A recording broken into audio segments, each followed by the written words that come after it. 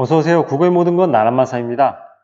이번 시간에는 고1 국어, 어느 출판사냐면 미래인입니다. 미래인 출판사 고1의 국어 2단원, 대단원 2, 서사갈래 2회 중에 달밤이라는 소설에 대해서 배워보도록 할 겁니다.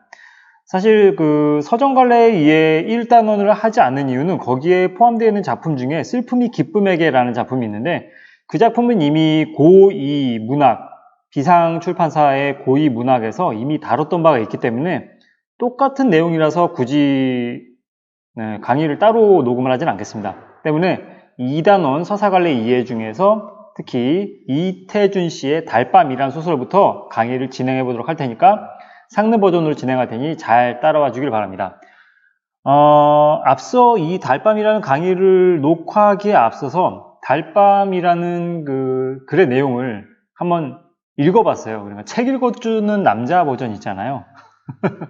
정말 그 가당치도 않은 일인데 그래도 학생들이 뭐 정말 그리 좋은 목소리도 아니긴 하지만 그 달밤이라는 작품을 전문을 한번 읽어보는 어떤 경험을 따로 했으면 좋겠다라는 생각이 들어서 아무래도 문자를 이렇게 하나하나 읽는 것보다는 목소리로 듣는 걸 또 그나마 그래야지 듣는 그 글을 읽는 친구들이 있기 때문에 그래서 지금 이렇게 강의를 하기 전에 글을 한번 읽어봤습니다. 그래서 여러분들한테 뭐 도움이 됐길 바랍니다.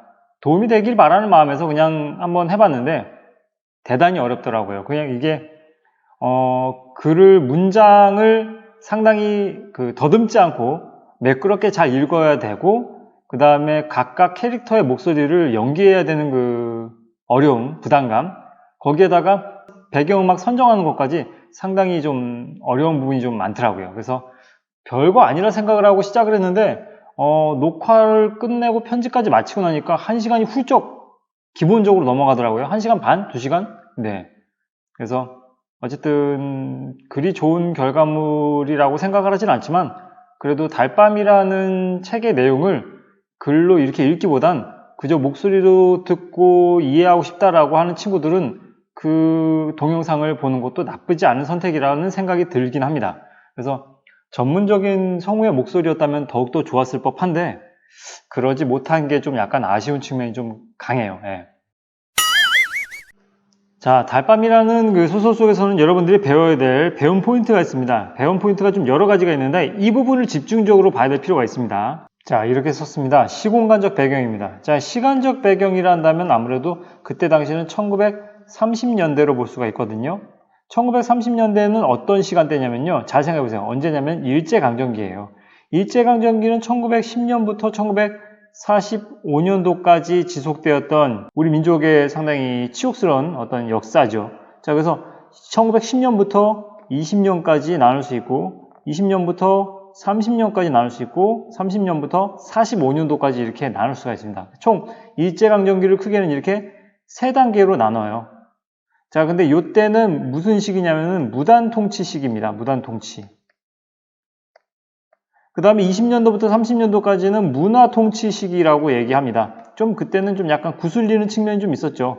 상당히 좀 강하게 나갔나 싶어가지고 좀 약간 우리 민족을 좀 구슬리는 측면으로 문화통치를 하는 측면이 있었는데 마지막에는 이제 민족 말살통치 시기입니다. 이때가 가장 힘들었던 때예요. 근데 이때 그러니까 이 달밤의 이야기의 시간적 배경이 이루어진 시간대가 바로 1930년대라고 볼 수가 있다는 것 아닙니까? 그죠? 가장 힘들었을 시절, 일반인들도 힘들었을 시절에 그때 달밤의 주인공은 더욱더 힘들었겠죠. 왜냐하면 좀 약간 모자란 친구이기 때문에. 그죠? 그런 얘기를 좀 하고 싶었고 그 다음에 공간적 배경 또한 또 중요합니다. 얘가 성북동이에요. 성북동. 이 성북동이라는 게 사실 이 서울에 사대문이 있습니다. 자, 뭐 어쨌든 사대문이 뭐 이렇게 있다 칩시다. 그러면 요 사대문 안과 그 다음에 사대문 바깥을 좀 구분할 필요가 있어요. 이 둘은 상당히 대비가 되는 곳이거든요. 여기는 상당히 시골이라 볼 수 있고 여기는 상당히 도회지라고 볼 수가 있습니다. 발전된 곳, 여기는 상당히 낙후된 곳. 근데 이 낙후된 시골 속에서 일어나는 성북동의 이야기, 역할을 달밤이 담고 있다 그 얘기입니다. 그래서 이 성북동이라는 공간이 이 달밤이라는 내용에 어떤 역할을 가지고 있느냐 그걸 또 알아볼 필요가 있습니다. 자, 이런 말 그대로 황수건이라는 그 주인공을 바라보는 서술자 나의 태도와 다른 사람들의 태도를 좀 비교해서 볼 필요가 있습니다. 이 서술자 나는 상당히 연민 어린, 동정 어린 눈빛으로 보지만 다른 사람들의 눈빛은 황수건을 어떻게 바라보고 있는지를 좀 알아둘 필요가 있고요. 자, 이 책을 먼저 읽어본 친구들은 알겠지만 이 소설의 시점은 1인칭 관찰자 시점입니다. 1인칭 관찰자 시점을 취함으로 해서 얻어진 효과가 분명히 있습니다. 즉 여기서 서술하고 있는 나라는 사람은 주인공이 아닌 주인공 황수건을 바라보는 나의 입장에서 소설을 진행하는 부분이기 때문에 관찰자 시점을 취함으로써 얻어진 효과가 분명히 있는데 그걸 좀 알아두면 좋을 것 같고요. 그 다음에 자 이렇게 일화를 통해서 제시된 황수건의 사람됨에 대해서도 알아볼 필요가 분명히 있습니다. 여러 가지 재밌는 우스꽝스러운 황수건의 일화가 있습니다. 정말 재밌는 일화인데 그 일화를 통해서 황수건이 어떤 사람인가를 독자들에게 환기시켜줍니다. 그 의미를 알아둘 필요가 있습니다. 그와 동시에 황수건이 건네준 포도의 의미, 서술자 나에게 황수건이 포도를 건네주는데 그 의미가 무엇인가? 그걸 좀 알아둘 필요가 있고요. 이 소설의 결말이 좀 쓸쓸합니다. 이게 달밤을 배경으로 해서 이 황수건이 달밤이 내리쬐는 그 길을 갖다가 걸어가고 있는데 그 길을 걸어가는 황수건의 뒷모습을 통해서 우리들에게 주는 어떤 그 결말이 주는 효과, 여우는 무엇인가? 그걸 좀 알아둘 필요가 있습니다. 그래서 요 6가지의 배움 포인트를 가지고 여러분들은 접근을 하면서 공부를 할 필요가 있습니다. 자, 그럼 본격적으로 첫 번째 주제부터 강의 들어가 보도록 하겠습니다. 자, 소설을 수업하기 앞서 선생님이 항상 강조하는 바가 있는데 이 소설 수업은 알죠? 중간중간 내용 그냥 스킵합니다. 그래서 여러분들이 이 본문의 내용을 다 이미 읽었다는 상황을 전제해서 그 다음에 수업을 하기 때문에 중요한 부분만 골라서 수업하기 때문에 여러분들은 이 본문을 다 읽어본 상태에서 이게 수업 강의 들어야 됩니다. 무슨 말인지 알겠죠? 자, 그러면 첫 번째 줄 성북동 나왔습니다. 공간적 배경 나왔죠. 그죠? 공간적 배경은 성북동이랍니다. 그 다음에 그날 밤 나라는 사람이 등장했습니다. 1인칭이라는 것이 우리는 알 수 있겠죠. 그죠? 아직까지는 어쨌든 뭐 만약에 여기 처음 읽는다면 이것만 보고는 1인칭 주인공 시점인지 관찰자 시점인지는 알 수는 없어요. 근데 결론적으로 말하자면 1인칭 관찰자 시점이죠. 그죠? 주인공은 따로 있습니다. 그죠? 자, 정말 시골이로군이라고 얘기를 했답니다. 그러니까 시골임을 느꼈다는 건데 그것이 바깥이 껌껌한 거, 뭐 필기할 건 아닙니다. 그 다음에 시냇물 소리, 그 다음에 쏴 하는 솔바람 소리, 요거 때문이 아니래요. 뭐 때문이래? 황수건 때문이라는 거죠. 황수건. 알겠죠? 자, 그러니까 정리하자면 성북동이 시골임을 느끼게 해주는 것은 1번도 아니고 2번도 아니고 3번도 아닌 뭐 때문이라는 것입니까? 황수건이라는 인물 때문이라는 것이죠. 이 1번과 2번과 3번, 즉 바깥이 컴컴한 거, 시냇물 소리, 솔바람 소리는 어떤 외적 요소인 거잖아요. 그죠?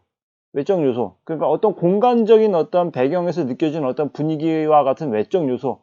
그게 아니라 인물 때문에 시골임을 느끼게 해줬다는 거예요. 나에게. 이 인물은 어떤 인물이냐? 그러니까 못난 사람이라는 거죠. 못난 사람이 이런 어떤 거리에 도처에 있다는 것이 상당히 새삼스러운 거죠.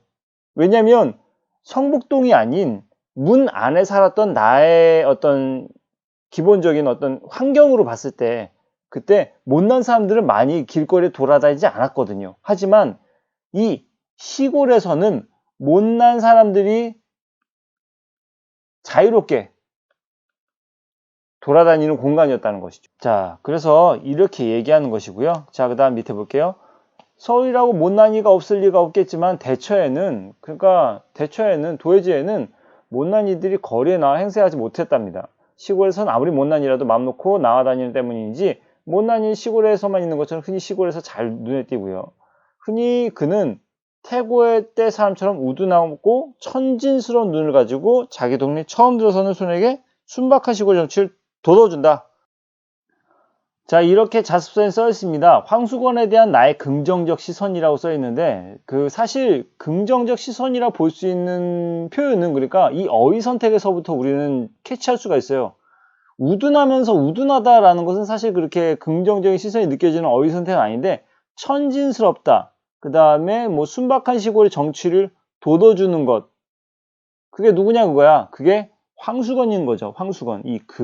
그죠? 그러니까 이 천진스럽다, 그 다음에 이 그로 하여금 순박한 시골의 정취를 돋워주는 그런 것을 받았다, 그런 분위기를 받았다, 느낌을 받았다 라고 하는 거 보니까 이 서수자 나는 황수건에 대해서 적대적이거나 비판적이거나 부정적이거나 한 게 아니라 긍정적 시선으로 그를 바라보고 있다는 것이 중요한 겁니다. 근데 이 이야기가 진행되면 진행될수록 이 나의 긍정적 시선은 독자의 긍정적 시선과 연민의 시선, 동정 어린 시선과 상당히 일치되는 측면이 좀 있다는 거예요. 그걸 알아둬야 됩니다. 그 다음에 그날 밤 황수건이는 10시나 되어서 우리 집을 찾아왔다. 10시나 되어서 우리 집을 찾아왔다는 것은 상당히 배달이 늦는다는 것인데, 근데 사실 뒤에서 다 설명하겠지만 이 배달이 늦는 것도 사실 꼬투리 잡으면요 일반적이지는 않죠. 그러니까 신문 배달하는 친구들은 생명이 뭡니까? 속도인 거죠. 아주 신속하게 소식을 전달해야 되는 게 신문 배달부의 생명인 거예요. 그 직업의 가장 우선시돼야 되는 가치가 속도인 거죠. 근데 배달이 늦는다는 것은 사실 상식적으로 말이 안 되는 것이지. 그러니까 이게 한편으로는 못난 사람이라는 것이, 좀 약간 부족한 친구라는 것이 드러나게 해주는 어떤 증거이기도 하고, 그 다음에 그 현실 세계에서 그때 당시 1930년대 현실 세계에서 도태될 수밖에 없었던 그때 당시의 어떤 상황을 표현해 주는 것이라고 볼 수도 있어요. 이 못난 사람이라는 것이 드러나는 어떤 여러 가지 요소들이 있습니다. 어떤 외적 요소도 있고요. 외적 요소를 한다면 뭐 상당히 가느다란 작은 손과 팔목, 그 다음에 뭐 일반적인 어떤 크기보다도 더 큰 머리 둘레라든지 뭐 짱구 머리, 뭐 이런 여러 가지 외모적인 측면에서도 많이 부족한 친구라는 게 드러나는 점인 거고, 그 다음에 말투에서도 드러납니다. 상당히 직설적이거든요. 그런 여러 가지 것들이 황수건이라는 인물을 갖다가 보여주고 있어요. 여러 가지 어떤 단서들을 통해서. 근데 이것도 하나의 단서인 거죠. 그런데 한 가지 조심스러운 건 사실 이게 자습서에 나와 있지 않은 내용이라서 뭐 학교 선생님들께서 어떻게 가르치시느냐에 따라서 다릅니다. 항상 강조하고 또 강조하지만 선생님의 강의보다 더 중요한 건 학교 선생님들의 가르치는 내용입니다. 그래서 선생님이 아무리 지금 이렇게 얘기했다 하더라도 학교 선생님께서 다르게 가르치시면 그걸 바탕으로 공부하셔야 돼요. 괜히 선생님의 그 강의 내용을 너무 고집하지 말고 학교 선생님께서 가르치신 내용이 가장 정답이니까 그걸 가지고 이제 시험 공부를 하셔야지, 아니 저기 유튜브에서 나란말 선생님께서 이렇게 말씀하셨습니다라고 주장해봤자 의미 없습니다. 문학이라는 게 상당히 다르게 해석될 수 있는 여지가 있는 가장 매력적인 장르이기 때문에, 네, 어쨌든 잘 알아서 판단하시기 바랍니다. 근데 어쨌든 이런 것도 모자임이 들어간 단서로 생각할 수가 있다. 그러면서 꽥 지르는 소리로 이 댁이 문안서 합니다. 잡담 제하고 큰일이 나는 사람처럼 건너방 문 앞으로 달려들더니 저 문안 서대문거리라나요?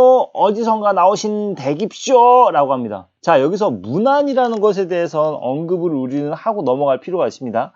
자, 이렇게 도해지입니다. 도해지 뜻은 뭐니까 번화한 거리, 도시라는 곳이죠. 사람들 복작복작한. 근데 이것은 달리 말하자면 약삭 빠르고 경쟁에서 이길 수 있는 잘난 사람들만이 살 수 있는 공간으로 분류할 수 있어요. 이걸 옆에다가 이렇게 설명해 줄게요. 자, 지금 설명하려는 내용이 이 작품 전체의 정수를 말하는 내용일 수도 있으니까 잘 들어야 됩니다. 자, 일단 이렇게 그려봤어요. 이게 사대문이에요. 동서남북 사대문이고 여기가 문 안의 공간인 거죠. 공간적으로 이게 분류하자면 문 안의 공간과 문 바깥의 공간이 있는 거예요. 문 안의 공간은 도해지인 거죠. 그러니까 여기에는 잘난 사람들의 공간입니다. 그 다음에 여기는 잘난 사람도 있을 것이지만 못난 사람들도 있을 수 있는 어떤 공간인 거죠. 앞서 말했지만 여기 요 지문에서 얘기했잖아요. 서울이라고 못난 이가 없을 리야 없겠지만 대처에는 못난 이들이 거리에 나와 행세를 하지 못했다고 합니다. 하지만 시골에서는 아무리 못난이라도 마음 놓고 나와 다닌다고 얘기하는 것이죠. 그러니까 상당히 자유로운 곳인 거예요. 상대적으로 도해지에 비해서는. 못난 사람들은 모습을 드러내지 않는다고 볼 수 있겠죠. 숨기는 겁니다. 하지만 못난 사람들이 문 밖에서는 사실 감추려 하지 않습니다. 감추지 않습니다. 특히나 이 사람들의 어떤 생각이라든지 말이라든지 이런 것을 아주 자유롭게 그 어수룩한 생각이고 서투른 생각이라 말이라 하더라도 그런 얘기를 자유롭게 이렇게 얘기할 수 있는 그런 황수원 같은 사람이 존재하는 성북동이라는 그 문밖 시골의 공간은 다시 말하자면 좀 여유가 있다는 거예요. 그러니까 어떤 여유가 있냐면 그런 못난 사람들도 살 수 있는 공간적 여유, 마음의 여유가 있는 곳이라는 얘기죠. 자, 그래서 이렇게 정리해봤어요. 못난 사람이 자신의 어수룩하고 서툰 생각 통제 없이 말한다는 것은 여유가 있다라고. 이게 그러니까 작품 초반에는 이 서술자 나의 인식은 이렇습니다. 그러니까 중요한 건 이게 나중에 인식의 변화가 좀 일어나요. 이게 좀 약간 우리는 눈여겨볼 필요가 있어요. 결론적으로 말하자면 이렇게 서술자 나는 이때만 해도 야, 이 시골에서는 못난 사람도 살 수 있는 여유가 있는 그런 공간적인 어떤 정겨움이 있구나 라고 했는데 이 작품을 다 읽은 친구들이라서 미리 말하는 거지만 이 인식이 어떻게 변해요? 아, 이 못난 사람들조차 살 수 있는 공간이 없구나 라는 현실을 인식하게 되죠. 그것을 통해서 작가가 독자들에게 전달하고자 하는 주된 메시지는 정말 이러한 못난 사람들이 살 수 있는 그것이 없다는 거예요. 여유가 없다. 이 못난 사람들은 이 경쟁에서 잘나는 사람들만 살아날 수밖에 없는, 경쟁에서 도태될 수밖에 없는 그런 비정한 현실에 대한 인식을, 그 현실을 보여주고 싶은 거예요. 독자들에게. 그래서 사실 이때는 여유가 있구나 라고 생각했던 것이 이제 야, 살 수 있는 공간이 없는 거구나. 이 못난 사람들에게는. 이런 인식을 직접적으로 서술자가 그렇구나 라고 느끼는 게 아니라 그렇게 느낄 수밖에 없겠구나 라고 독자들이 생각하게끔 만들어줘요. 이게 어떤 그때 당시의 현실 혹은 세계라고 보면 됩니다. 이 세계 속에서 이루어지는 어떤 일에 대해서 지금 얘기하고 있는 거예요. 어떤 일이 벌어지는지는 우리는 이제 볼 겁니다. 알겠죠? 자, 그래서 어쨌든 합비는 안 입었는데 일본어입니다. 일본어. 여기 써 있어요. 뭐라 써 있냐면 등이나 기세, 상호가 찍힌 겉옷. 이것을 안 입었다는 것은 그러니까 합비라는 것 자체가 상당히 얘가 정직원이라는 어떤 상징이거든요. 정직원이라는 상징을 일으키게 상징적인 어떤 소재들이 뭐가 있냐면 합비하고 또 하나가 방울이에요. 이 합비와 방울을 사실 이 황수건은 상당히 원하죠. 하지만 이 합비와 방울은 좀 잘난 사람, 이걸 이렇게 구분할 수가 있어요. 자, 이렇게 써봤습니다. 합비와 방울은 정식 직원을 상징하는 소재라고 볼 수 있는데 황수건은 이것을 가질 수가 없는 상황인 것이죠. 보이지 않는 어떤 벽이 존재한다고 생각하면 돼요. 황수건은 이 세계에 도달할 수가 없어요. 왜냐하면 이 정식 직원이라는 것은 잘난 사람들의 세계거든요. 하지만 황수건은 여기에 도달하고자 하지만 도달할 수가 없어요. 그게 현실이고 그게 비정한 현실이에요. 그게 세계고. 그죠? 그래서 어쨌든 신문 배달부였는데 그래서 신문이요? 아, 이런 걸 사흘이나 저 건너 쪽에서만 찾았죠. 제기. 뭐 굳이 뭐 이것에 대해 자료서도 언급하지 않았지만 제기와 같은 어떤 그 비속어를 씀으로 해서 얻어지는 것은 뭐 현장감? 네. 못난 사람들 아니면 시골 속에 사는 사람들에 대한 어떤 토속적인 그런 모습을 분위기를 느끼게 해준다라고 할 수도 있긴 해요. 그 다음 신문을 방에 떨어뜨리면서 그런데쇼 왜 이렇게 쬐끄만 집을 사갖고 와겠쇼? 지금 여기 이런 부분 있잖아요. 이런 부분은 일반인으로서는 사실 상상하기 힘든 어떤 말의 선택인 거죠. 초면인데 왜 이렇게 쬐끄만 집에 살고 있어요? 라는 말을 못하죠. 왜냐면 상대방이 무안할까봐. 그러니까 네, 이렇게 볼 수 있는 거죠. 일반인은 상대 입장 처지를 살펴서 바로 하는 게 일반적인 어떤 사람들의 그런 행태죠. 양상이죠.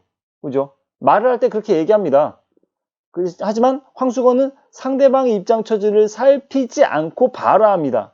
그렇기 때문에 이것을 뭐라고 표현하냐면 상당히 직설적이라고 얘기한 거예요. 직설적인 어떤 말투. 여기서 한 가지 여담으로 그 상식으로 얘기하자면 직설적이라는 것과 직선적이라는 것이 좀 헷갈리는 친구도 있을 거예요. 그죠? 결론부터 말하자면 직설적이라는 것은 말투라든지 아니면 표현에 관련된 얘기를 한다면 그러면 직설적이 맞는 거고, 직선적이라는 것은 좀 성격쯤으로 본다면 직선적이라고 표현하는 게 좀 맞을 거예요. 성격 정도로 파악한다면 직선적이라고 말하는 게 맞겠는데, 지금 여기에서는 말투에 대해서 얘기하니까 직설적이라고 말하는 게 좀 더 적확하겠죠. 그죠? 그래서 황수건의 성격은 직설적인 성격이라는 거예요. 상대방의 눈치, 입장을 갖다 살피지 않고 그냥 말해버리는 것이죠. 이걸 통해서도 우리는 뭘 알 수 있어? 모자라다. 역시 모자라다. 정확히 구분하자면 합비를 안 입은, 그러니까 비정규직이라는 그런 신분 자체가 모자란 건 아닙니다. 절대로. 그죠? 하지만 이런 말투는 모자란 것이죠. 그죠? 모자란 친구임을 알 수 있는 것은 여기서부터 우리는 알 수 있는 거예요. 그죠? 근데 여기 위에 부분에서 그냥 배달이 좀 늦을 수 있어. 그 다음에 합비를 안 입을 수 있어. 이거는 모자란 게 절대 아니라니까. 하지만 이런 말투에서는 모자람을 우리는 느낄 수가 있죠. 그죠? 황수건이 좀 약간 일반인들보다 좀 약간 다른 친구구나 라는 거 우리는 짐작할 수 있습니다. 그 다음에 어쨌든 이 서술자 나도 황당함을 느꼈어요. 그죠? 그래서 생김새를 보니 이제 생김새로 접근하는 거예요. 생김새를 보니까 뭔가 그 일반적인 사람의 모양새와는 좀 다르다는 걸 느낀 거죠. 눈에 얼른 두드러지는 것이 뭐냐, 빡빡 깎은 머리이긴 한데 이게 문제는 아닌데, 보통 크다는 정도 이상으로 골이 크다. 그 다음에 옆으로 보니 짱구 대가리다. 어떤 외모적으로 좀 약간 두드러지는 모습이 좀 있다 라는 얘기죠. 자, 이렇게 지금까지 나온 어떤 정보, 그 황수건에 대한 정보를 정리해봤습니다. 말투는 직설적이고 어눌하고요. 그 다음에 정식 직원이 아닌 배달부의 어떤 신분인 거죠. 직업이. 그렇습니다. 매번 늦는 어떤 특징이 있고요. 그 다음에 외모는 보통이 아닌 외모라고 했어요. 보통 크다는 정도 이상으로 크다라고 했잖아요. 그죠? 골이 크다. 그 다음에 짱구 대가리다. 작고 가느다란 손과 팔목이 있다. 자, 이런 인물에 대해서 상당히 동정과 연민의 시선으로 바라봅니다. 누가? 서술자 나가. 알겠습니까? 그래서 이걸 놀림감으로 볼 게 아니라 이거를 좀 연민의 눈으로 바라보는 시선이 되는 거죠. 독자들도 마찬가지로. 자, 그 다음에 그렇소. 아무튼 집 찾아오느라 수고했어. 하니 그는 큰 눈과 입이 일시해주거리며 뭘 입쇼. 이게 제업인데쇼. 이렇게. 네. 이런 그 순진하고 천진난만한 이런 사람이 이 비정한 현실 속에서 살아남기 힘들다라는 현실 인식을 보여주고 싶은 게 작가의 의도라고 볼 수 있겠다고 반복적으로 얘기해 줍니다. 자, 그 다음에 신문 보는 집엔 입쇼. 개를 두지 말아야 합니다. 이거 재밌는 말이다 하고 나서 왜 그렇소 하니까 이 뒷동네 은행소에 다니는 집엔 입쇼. 망하지만한 개가 있대요. 개가 얼마나 크면 망하지만하냐는 거지.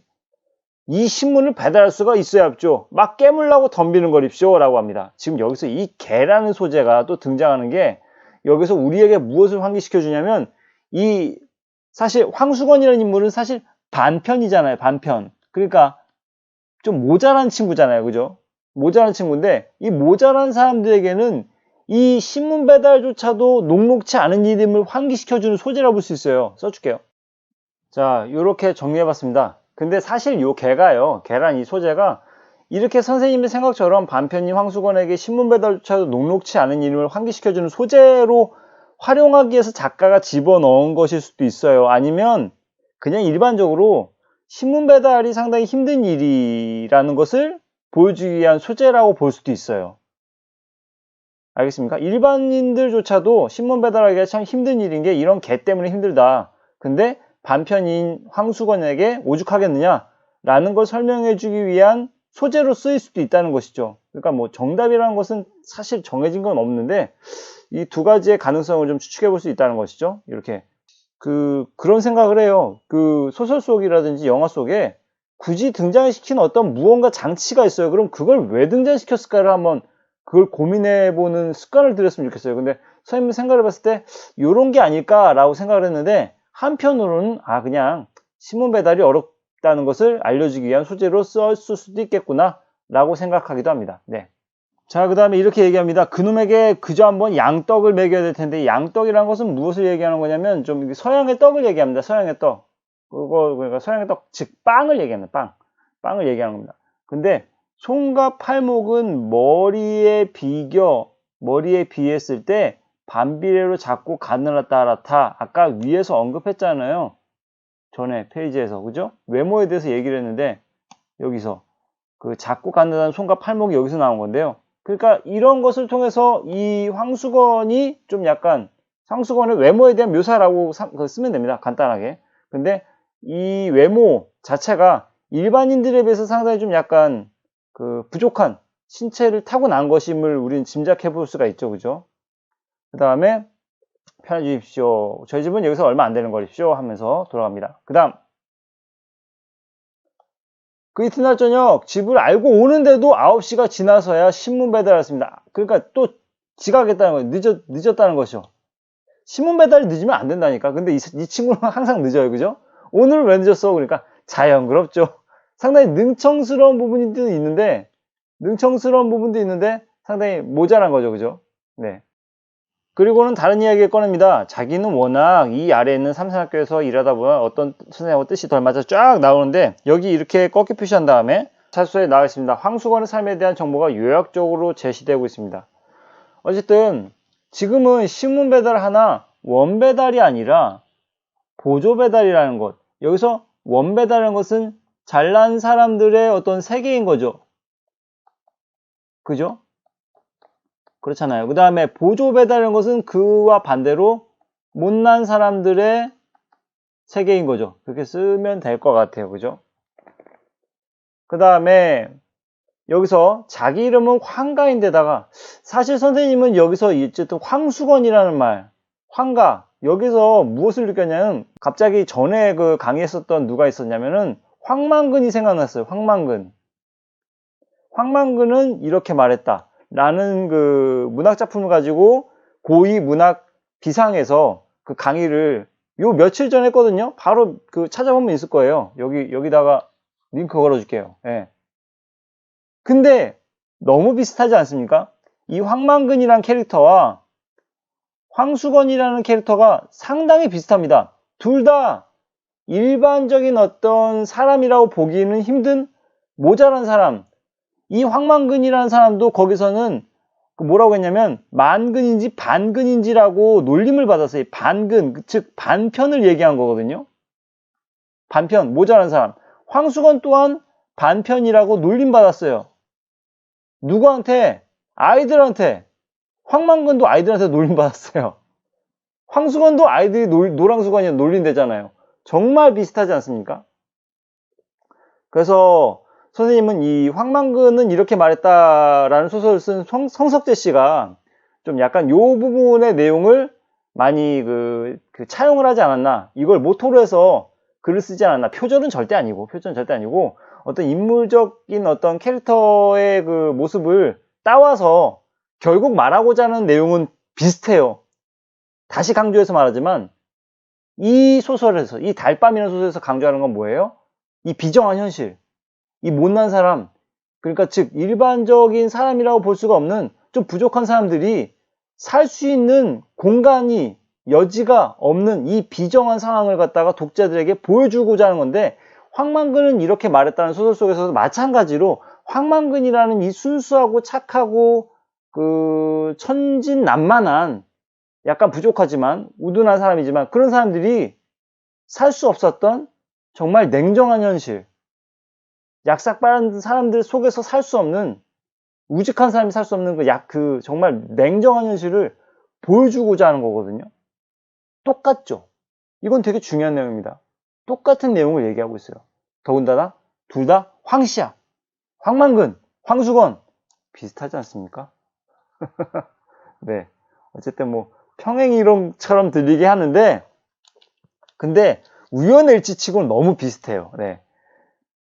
어쨌든 둘 다 좋은 소설입니다. 자, 황가인데다가 목숨 숫자하고 세울 건자로 황수건이기 때문에 아이들이 노랑수건이라고 놀린다는 겁니다. 놀린다는 것을 이 황수건이라는 사람은 자랑스럽게 여긴다는 것이 참 이율배반적이죠. 그죠? 상당히 일치하지가 않는 것 같은데 근데 일반적인 상식으로 우리는 이렇게 받아들일 수 없는데 이 황수건이라는 사람은 모자란 사람이기 때문에 그걸 자랑스럽게 얘기해요. 아이들이 나를 노랑수건이라고 하면서 되게 따른다고 생각하거나 어쨌든 의기양양하게 얘기하는 것이죠. 그래서 자기와 관련된 얘기를 갖다 계속 늘어놓다가 이제 그 서술자다가 이제 그만 다른 집에도 신문을 갖다 줘야 하지 않소? 라고 얘기를 합니다. 이쯤 되면 이제 알겠죠? 배달이 늦는 이유. 짐작이 가능합니다. 여러 가지 이야기들을 막 아마 이 사람네 집에서만 했었다는 어떤 확신이 없어요. 다른 집에서도 이렇게 얘기했겠죠. 그러니까 배달이 늦는 이유는 아무래도 짐작컨대 이걸 거예요. 예. 눈치 빠른 독자들은 아마 이렇게 여기저기 집에 들여다들면서 쓸데없는 얘기하다 보니까 배달이 늦는구나. 길 못 찾아서가 아니라 라고 생각할 수도 있을 겁니다. 아마. 그죠? 배달이 늦는 이유 짐작할 수 있는 어떤 구절이었어요. 자, 근데 이걸 또 이렇게 생각해 볼 수도 있어요. 봐봐요. 이게 뭐 상느 버전이니까 편하게 좀 길게 선생님의 생각을 한번 끌어내 볼게요. 근데 이게 우리는 생각할 만한 여지가 분명히 있다고 보기 때문에 지금 강의 속에 집어넣은 겁니다. 일단 대화의 여부로 따질 수가 있을 것 같아요. 황만근은 대화를 너무 좋아해요. 그것이 어떤 사람에 대한 어떤 사랑이거든요. 근데 사실 일반 배달부는 사람을 사랑하지 않는다는 개념은 절대 아니에요. 근데 하지만 대화할 겨를이 없죠. 왜? 속도전이니까. 그러니까 어떤 직업적인 어떤 의무를 더 우선시하는 것이죠. 그죠? 하지만 황수건은 직업적 의무는 상당히 낮은 거죠. 사실 이거보다는 뭐가 더 좋다? 사람이 좋다는 것이죠. 그죠? 그래서 이 사람은 도태되는 거예요. 이 사람은 살아남는 거죠. 그죠? 이게 차이인 겁니다. 단지 황수건은 사람이 좋을 뿐이고 대화가 좋을 뿐인 거예요. 그래서 배달이 늦게 되는 것이고 그것 때문에 도태되는 것이죠. 하지만 일반 배달부는 대화할 겨를조차 없는 것이고 직업적 의무를 더 우선시하기 때문에 살아남는 것이죠. 알겠죠? 이것의 차이에서 비롯되는 것이라 봅니다. 그 다음에 우리 집에서는 그까지 반편과 무얼 대꾸해가지고 그러느냐 하되 나는 그와 짓거리기가 좋았다. 왜냐? 그는 아무것도 아닌 것을 가지고 열심스럽게 이야기하는 것이 좋았고 그와는 아무리 오래 짓거려도 이것도 밑줄 쳐볼게요. 그와는 아무리 오래 짓거리고 나도 웃음밖에 남는 것이 없어 기분이 거뜬해지는 것도 좋았다. 자, 봐봐요. 이것을 반대로 말하자면 이렇게 볼 수 있어요. 자, 이렇게 썼습니다. 일반인들과의 만남과 대화가 복잡하고 뒤끝이 좋지 못했음을 알게 해주는 방증이라는 건데 다 100% 그렇지 못했겠지만 일반적인 사람들과의 만남에 상당히 여러 가지 우리는 신경 써야 될 것이 많고 복잡하게 이야기가 끌어지는 경우도 상당히 많지만 이 황수건 씨와 대화를 할 때만큼은 아주 뒤끝이 없고 기분이 거뜬해진다는 거잖아요. 문 안에서의 삶이 이랬던 반면 문 바깥에 오니 황수건과 같은 어떤 반편일지라도 이런 사람을 만나서 이야기해보니 참 기분이 거뜬해지고 웃음밖에 남는 것이 없다. 그러니까 뭔가 세상살이 막 어려움, 뭐 불편함에 대한 이야기가 없이 그저 편한 이야기를 얘기하니 내 마음 또한 기분이 좋다라는 걸 얘기하는 것이죠. 계속 이 서술자 나는 그에 대한 그 시선이 상당히 호의적이라는 걸 알 수 있고 긍정적이라는 것을 알 수 있습니다.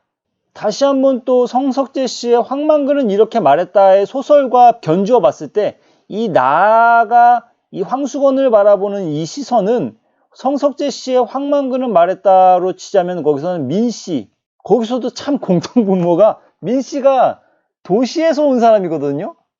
도시에서 그 농사를 짓기 위해서 귀농한 사람이에요. 도시 출신.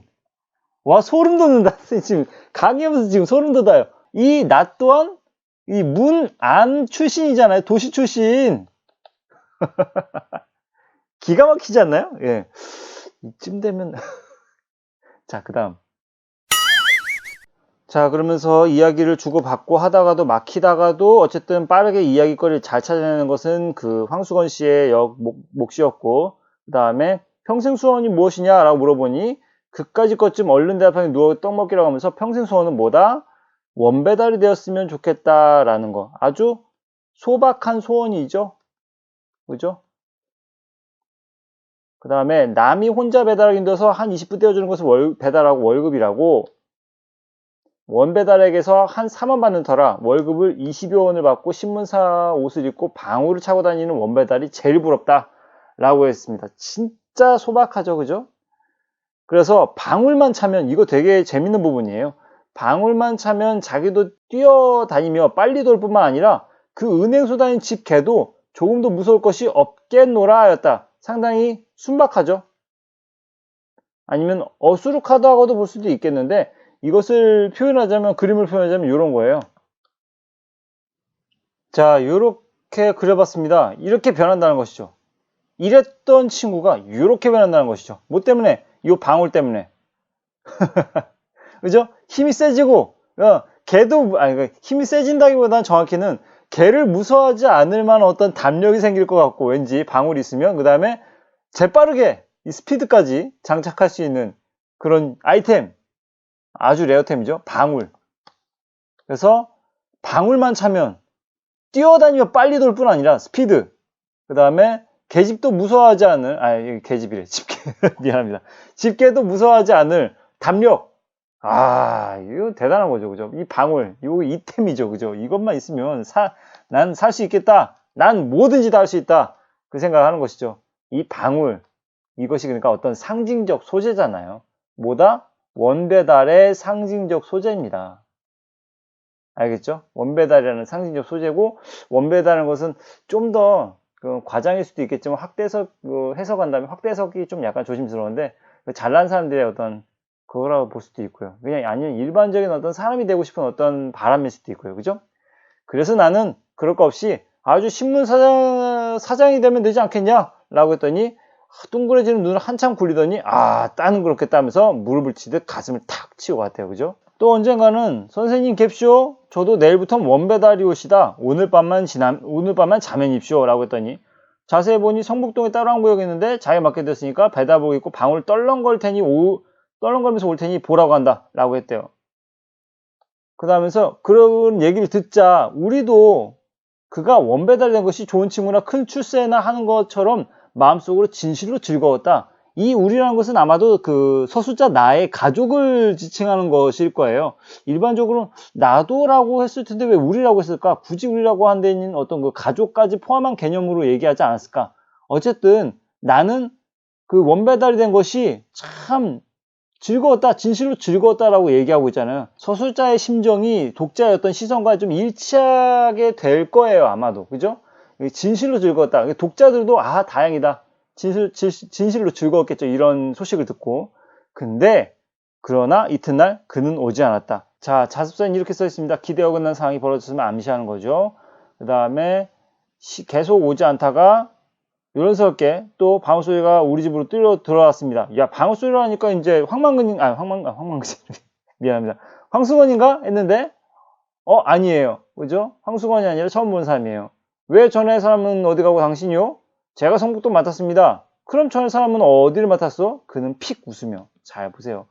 이 그는 픽 웃으며라는 것에서 이 그가 황수건을 생각하는 어떤 심리가 드러나는 것이죠. 그죠? 자, 그래서 선생님이 이렇게 써봤습니다. 비웃음 거죠. 비웃음.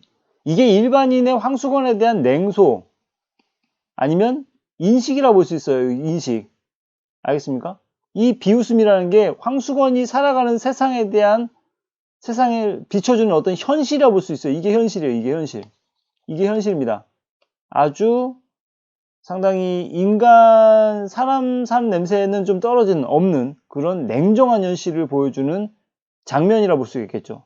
일반인의 황수건에 대한 어떤 냉소, 비웃음은, 그리고 황수건에 대한 이 인식을 보여주는 이 비웃음은 그때 당시에 현실을 반영해주는 장치다라고 볼 수가 있겠습니다.